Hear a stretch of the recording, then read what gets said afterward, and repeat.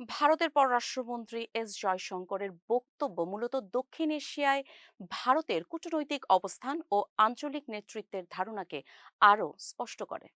বাংলাদেশের আসন্ন নির্বাচন প্রসঙ্গে শুভকামনা জানানো আপাত দৃষ্টিতে সৌজন্যমূলক হলেও এর ভেতরে রয়েছে সূক্ষ্ম কূটনৈতিক বার্তা।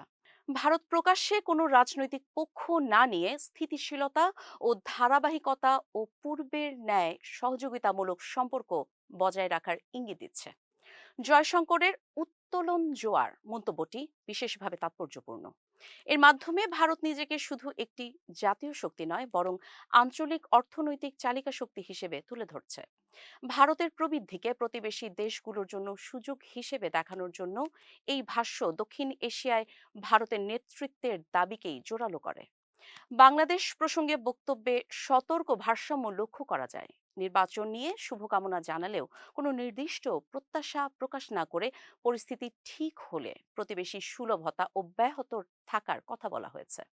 এটি ইঙ্গিত দেয় যে ভারত চায় একটি কার্যকর সরকার যার সঙ্গে বিদ্যমান দ্বিপাক্ষিক ও আঞ্চলিক সহযোগিতা নির্বিঘ্নে চলবে।